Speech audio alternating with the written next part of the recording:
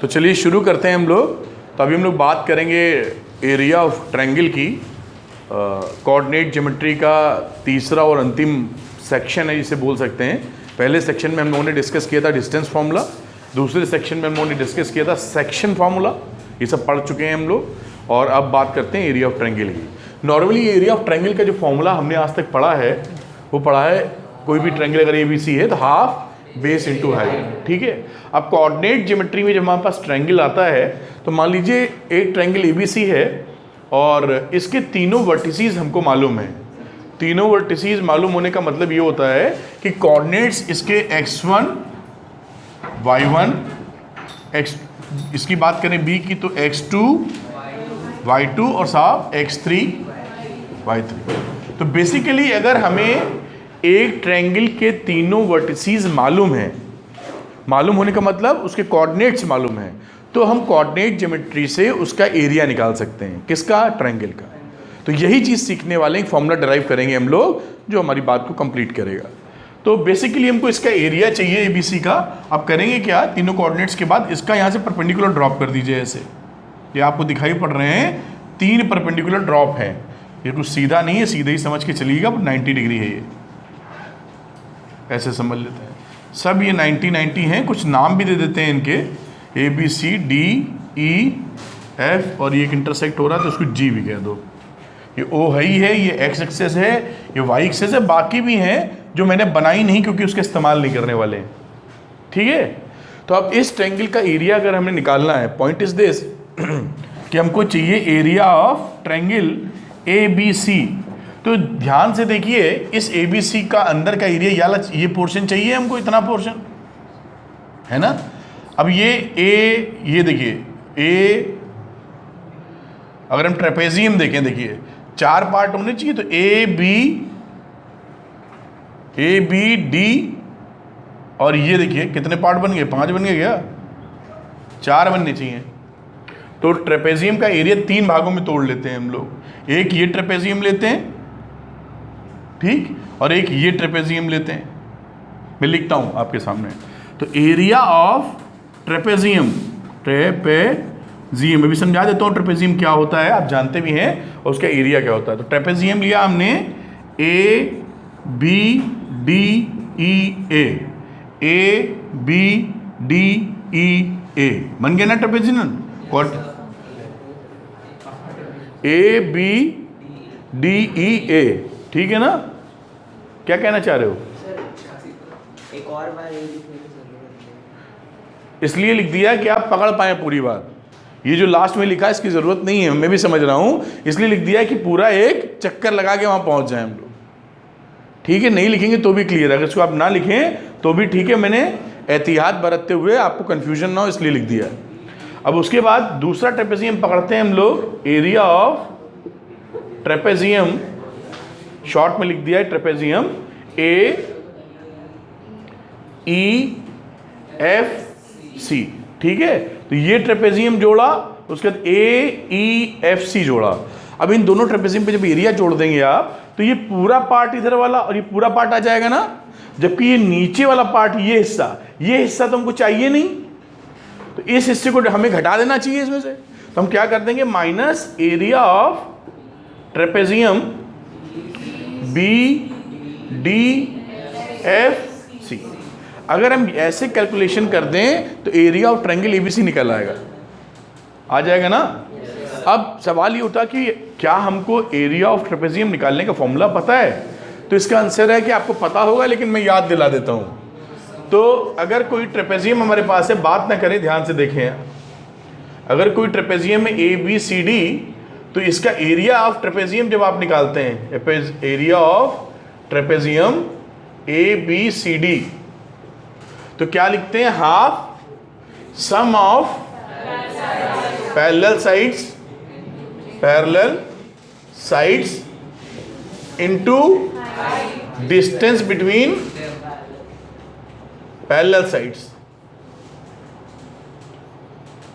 ये फॉर्मूला आप इस्तेमाल करते हैं, ठीक है। ट्रेपेजियम क्या होता है, जिसमें 2 साइड्स पैरेलल हों और बाकी दोनों नॉन पैरेलल हों। तो इसका फॉर्मूला अगर लिखना पड़ेगा तो हमें क्या लिखना पड़ेगा, half sum of parallel sides यानी AB प्लस सी डी, ठीक है, और distance between them parallel sides तो BC लिख सकते हो। ये एरिया ऑफ ट्रेपेजियम निकालने का तरीका। अब उसी चीज को यहां लगाने वाले हैं, इसलिए उसको जानना जरूरी था हमारे लिए, ठीक है। अब इधर आ जाइए।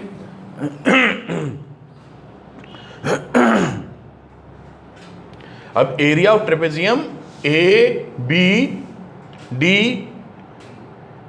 E, ये वाला एरिया, इसके निकालने के लिए क्या किया हमने, half sum of parallel sides, तो ये दोनों पैरेलल साइड्स है ना, तो इसको लिखा हमने BD प्लस AE, ठीक है ना, into distance between them D, agreed. फिर आगे चलो, एरिया ऑफ ट्रेपेजियम AEFC, इसका एरिया तो लिखा half sum of parallel sides AE plus CF into distance between them EF minus half. Vaishnavi यहाँ क्या लिखे सम ऑफ पैरेलल साइड्स इस ट्रेपेजियम में,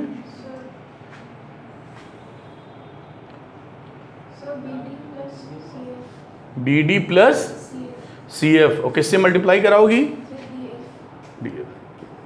ये एक्सप्रेशन हमारे पास आ गया। अब इस एक्सप्रेशन को हम लोग कोऑर्डिनेट्स में लिखेंगे, तभी हमारा फॉर्मूला बनेगा।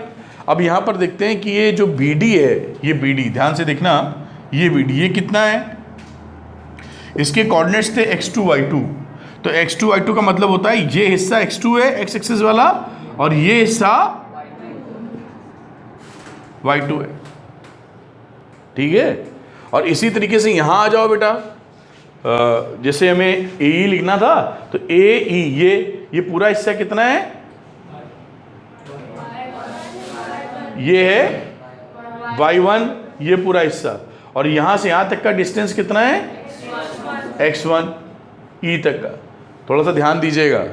और इसी तरीके से DE की बात करेंगे, तो D इतना हिस्सा है, ये हो जाएगा x1 माइनस x2, इस तरह वैल्यू डालने वाले हैं। और C की बात करेंगे तो ये हो जाएगा y3 इतना, और यहाँ से यहाँ तक क्या हो जाएगा, x3। अब सीधे वैल्यूज डालेंगे इसके अंदर, थोड़ा सा सावधानी से। तो लिखता हूँ हाफ BD लिखा, तो BD का मतलब है y2, देखो ध्यान से, y2 प्लस AE हमारा है y1 इंटू D है x1 माइनस x2, ठीक है। आगे आ जाइए, हाफ AE ये पूरा हिस्सा क्या है, y1 प्लस CF हमारा y3,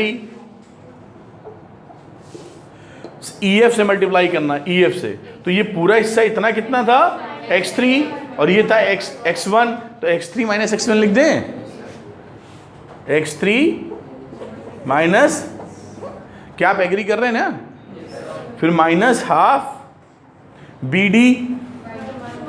BD this is y2 plus CF y3, और into DF is x3 minus x2, x3 minus x2। ये हमारा बेसिकली फॉर्मूला बन चुका है, लेकिन ये जो फॉर्मूला है इसका कोई पैटर्न नहीं है। प्रॉब्लम क्या है, फॉर्मूला इज देयर, इसका कोई पैटर्न नहीं है, याद रखने में बड़ी मुश्किल आने वाली है। तो इसको हम थोड़ा सॉल्व करके इजी वे में लिखेंगे, जिससे हम बात को पकड़ पाएं और याद रख पाएं, ठीक है। तो ये ट्रेपेजियम वाली कहानी मिटाना जा रहा हूं, क्योंकि आपको समझ चुके हैं ये।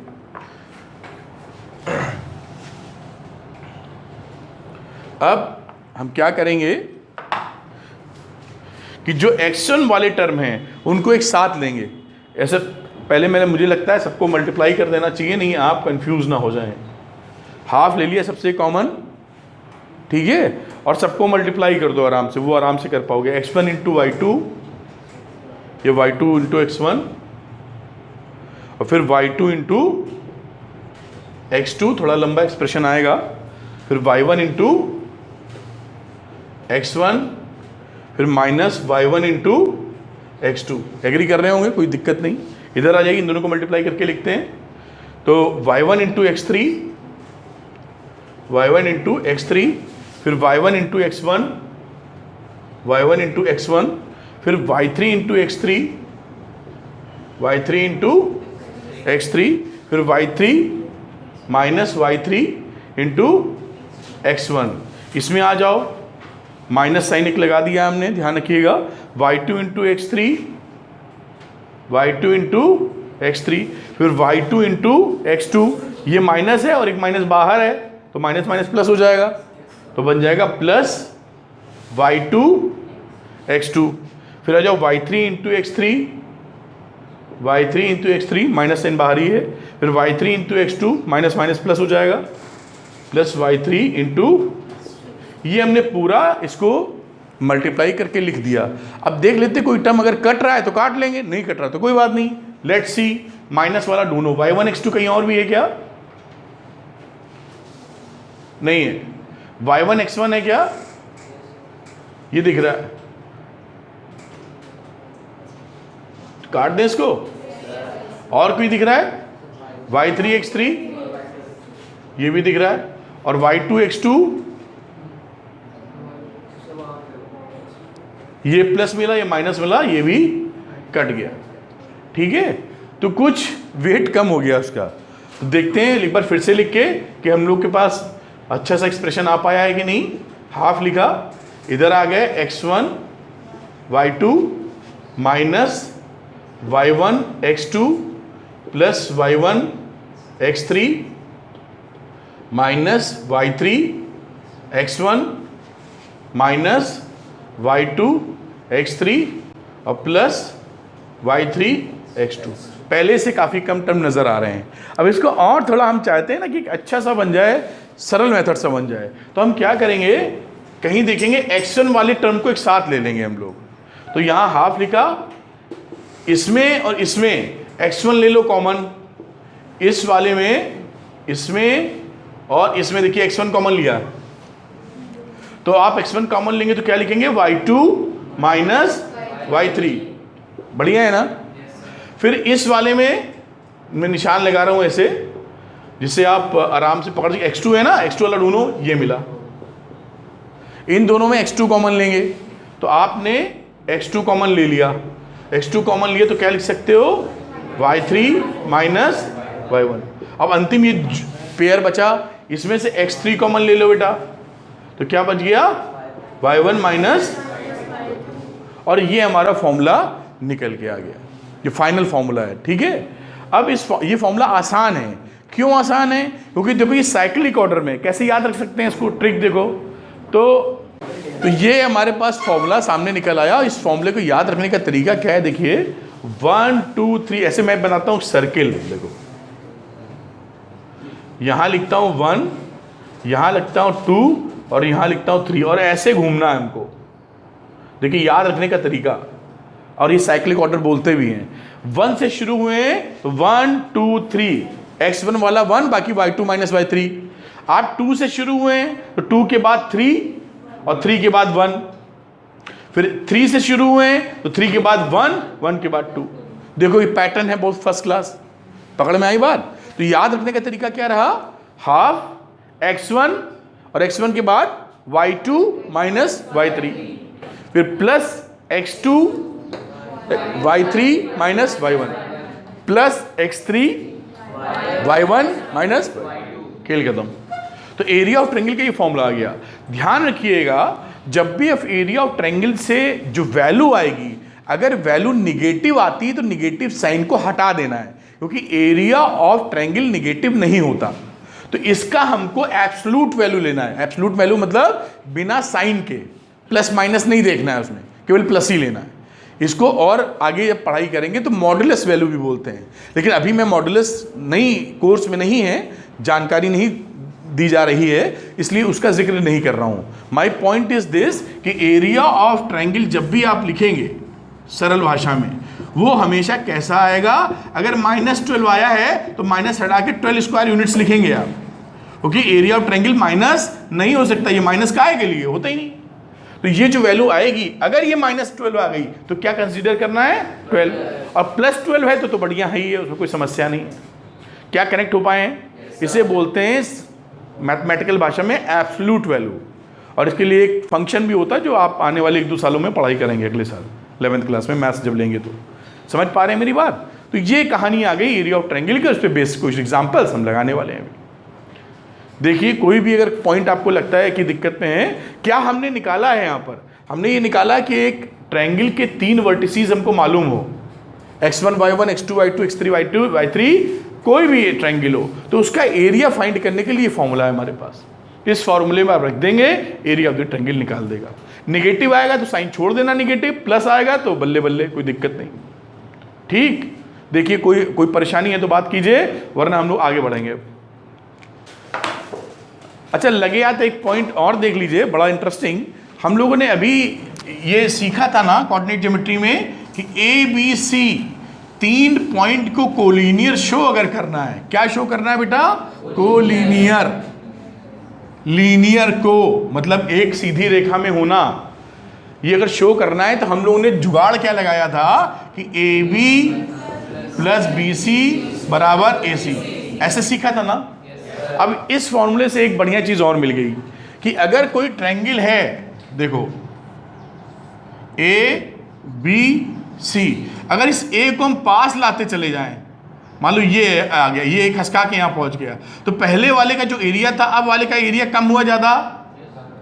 कम हुआ ना। ये छोटू पिचकू ट्रायंगल का बड़े वाले ट्रायंगल से कम है एरिया ना। अगर ये ए यहाँ आ जाए तो कितना एरिया और कम हुआ कि बढ़ा बढ़ा खसक रहा है, और कहीं ये इस पे आ जाए तो कितना एरिया आएगा? कुछ नहीं आएगा, 0 आएगा।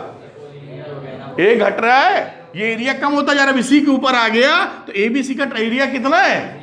0, क्योंकि ट्रायंगल बन ही नहीं पा रहा है, पल्ले पड़ रहा है। जैसे जैसे ए इस लाइन के करीब आ रहा है वैसे वैसे इसका एरिया घटता जा रहा है, ऐसा मोटा मोटा समझा जा सकता है। और जैसे ही ए पॉइंट इस BC की सीध में आ जाएगा, कोलिनियर हो जाएगा, उस दशा और दिशा में हमारा एरिया ऑफ द ट्रायंगल कितना होगा? 0। यानी कभी हमको प्रूफ करना पड़ जाए कि ये 3 पॉइंट कोलिनियर हैं, तो हम क्या कर सकते हैं? इस फॉर्मूले से दिखा सकते हैं कि area of triangle ABC, point रख दो तीनों और 0 आ गया तो शुद्ध समीकरण खत्म हो गया। मतलब we have proven that all 3 points are collinear, otherwise कोई ना कोई ट्रायंगल बनता और कोई ना कोई एरिया होता। भाई अगर सीधी रेखा में नहीं होते तो B यहाँ, C यहाँ, तो कहीं ये बना दो, यहाँ भी ये, तो कुछ ना कुछ ट्रायंगल बना ना। कहीं भी बना दोगे तो कोई एरिया तो देगा। कब नहीं देगा? जब एक सीधी लाइन में होगा, तभी तो नहीं देगा। तो ये देखो एक अच्छी चीज और निकल आई इससे बैठे बैठे। क्या आप कनेक्ट कर पाए? है ना। तो जब भी पढ़ाई करें हमेशा ढूंढते रहें, किताब में भी सवाल भी मिलते हैं ऐसे, दिमाग खुले रहेंगे तो पकड़ ले जाएंगे बात। अब अगली बात करते हैं, एग्जाम्पल सॉल्व करेंगे इसे।